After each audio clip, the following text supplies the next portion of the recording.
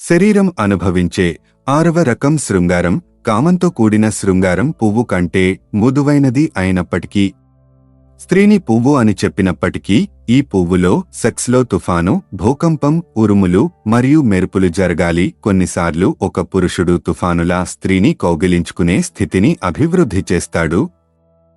స్త్రీ తన శరీరాన్ని భూకంపంలా కదిలించినప్పుడు పిడుగులా ఆమెను కౌగిలించుకోండి. సెక్స్లో ఆడమగ ప్రేమ మరియు చిన్న హింస ఉండటం వల్ల స్త్రీ పురుషులిద్దరిలో లైంగిక కోరికలు పెరుగుతాయని వాత్సాయనార్ చెప్పారు. సెక్స్ సమయంలో చిన్న గాయాలు మరియు నొప్పి స్త్రీలు మరియు పురుషులు ఇద్దరికీ ఆనందాన్ని కలిగిస్తాయి.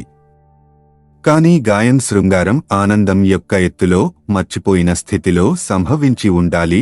ఉద్దేశపూర్వకంగా గాయాలు చేయవలసిన అవసరం లేదు. 6వ రకమైన శృంగారం ఆనందంలో ట్యాపింగ్ ముఖ్యమైన పాత్ర పోషిస్తుంది.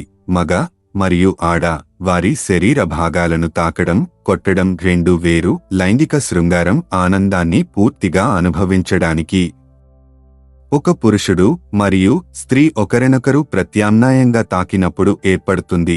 పురుషులు మరియు మహిళలు వారి శరీరంపై తాకడానికి అత్యంత అనుకూలమైన ప్రదేశాలు ఛాతీ, వీపు, భుజాలు మరియు పెదవులు. ఛాతీ నొక్కడం కోసం బూస్ట్లు ఇద్దరికీ ముఖ్యమైనవి మరియు పురుషుల కోసం ట్యాపింగ్ ప్రక్రియను తరచుగా ఆడవారు నిర్వహిస్తారు. పురుషుడు స్త్రీని చాలా జాగ్రత్తగా టాప్ స్పీడ్లో నొక్కాలి. స్త్రీ పురుష శరీరాన్ని లైంగికంగా తాకినప్పుడు అది మగవారికి చాలా ఉత్సాహంగా ఉంటుంది. ప్రధానంగా మగవారి ప్రాణాధారమైన నీటిని ఆలస్యం చేయడానికి పురుషుడు పని చేయనప్పుడు స్త్రీ దానిని గ్రహిస్తుంది. మగవారి పిరుదులను మరియు స్త్రీ రెండు చేతులను వేగంగా మరియు తరచుగా నొక్కాలి. ఇది మగవారి ముఖ్యమైన నీటి విడుదలను అడ్డుకుంటుంది. ఆ విధంగా ఇద్దరూ సమానమైన అత్యున్నత ఆనందంలో ప్రయాణించగలరు.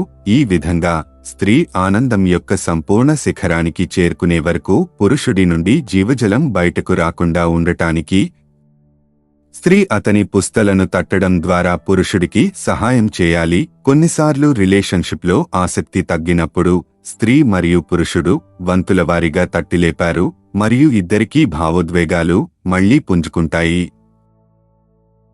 పురుషుడు ఎల్లప్పుడూ స్త్రీతో ట్యాపింగ్ను జాగ్రత్తగా నిర్వహించడం చాలా ముఖ్యం. కానీ స్త్రీ ఈ ట్యాపింగ్ను ఇష్టపడుతుంది మరియు స్త్రీ పురుషుడితో ఉత్సాహంగా సెక్స్ చేయడానికి కూడా చాలా ఉపయోగకరంగా ఉంటుంది.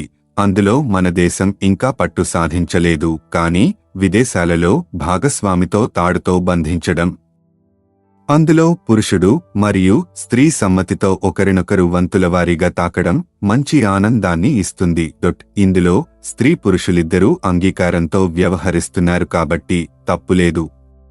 కానీ ఈ పద్ధతి శరీరానికి లేదా మనస్సుకు హాని కలిగించకూడదు. పురుషులు మరియు మహిళలు ఇద్దరూ ఒకే సమయంలో కోరికలో మునిగి ఉండాలి మరియు ప్రతి ఒక్కరూ తన ఆనందాన్ని పూర్తిగా సంతృప్తి పొందుతారు. ఈ వీడియో కనుక మీకు నచ్చితే లైక్ చెయ్యండి, షేర్ చెయ్యండి. ఇలాంటి మంచి వీడియోస్ కోసం మా ఛానల్ని సబ్స్క్రైబ్ చేయండి.